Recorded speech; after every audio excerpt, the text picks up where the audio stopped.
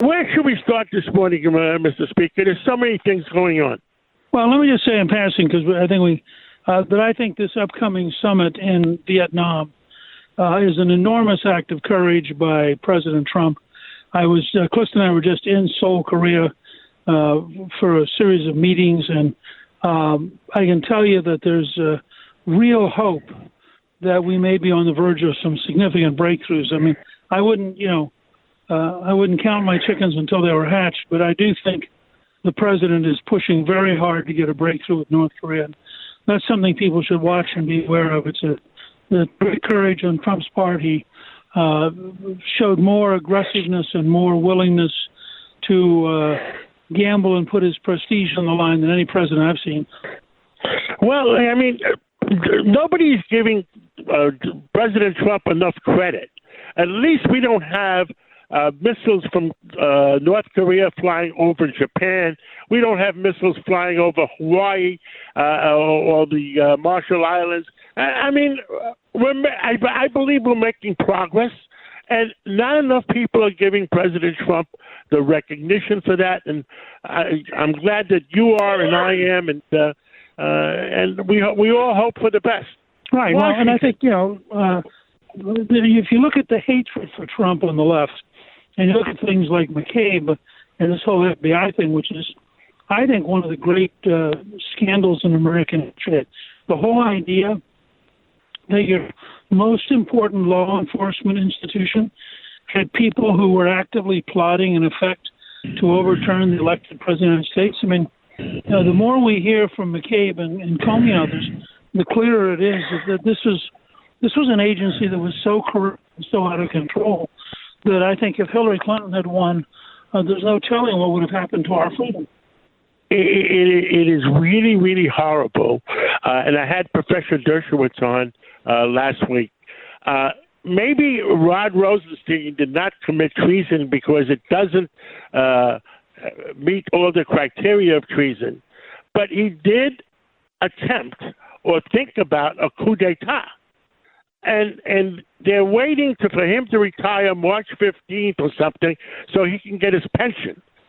Shouldn't he be fired before he officially retires?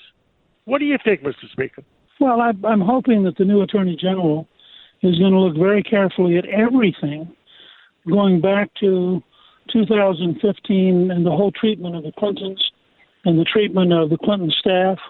I mean, all these different pieces out there, the more we're learning about them, the sicker they are.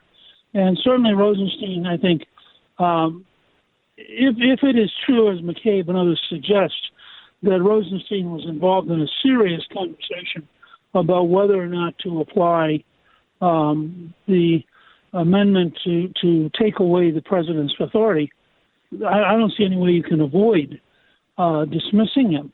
I mean, that the whole idea of some bureaucrat making the decision he's going to reverse the judgment of 63 million Americans is just a total violation of our Constitution. We have a new Attorney General, Bill Barr. Do you know him well?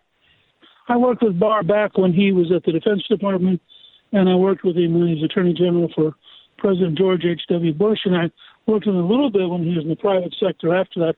I've always thought he was a very smart, very capable person of great integrity. And I told the president that I thought it was a great choice when President Trump picked him.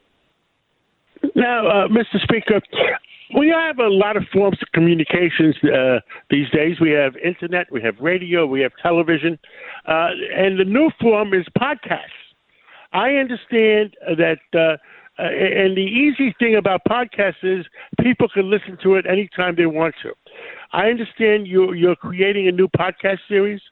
Well, I got intrigued because, as you know, you do a TV show and you get 40-second answers. I do write 2 newsletters a week.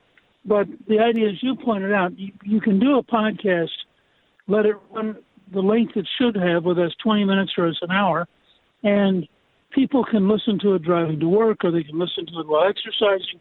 And it's a whole new world. And I'm very excited. Our podcast is called Newt's World, and we just did an interview that'll be up on March 3rd with Congressman Patrick Kennedy that is just riveting and candid, and a remarkable interview talking about addiction and mental health and his own challenges and his family's challenges. It's really, people will listen to it and really, I think, have a sense of Patrick Kennedy that they've never had before. So I'm very excited by it. I think it's a great way to develop ideas.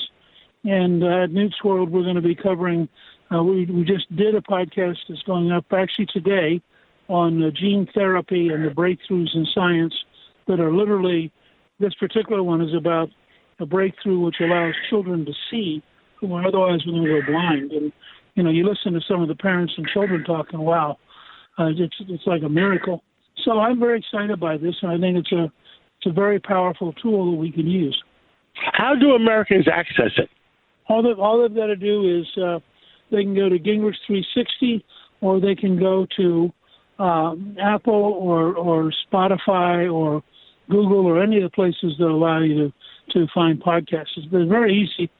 Virtually all the mobile phones now have a podcast symbol on them, and so it's very easy to find and very easy, and it's all free. Everything there's no cost for our podcast.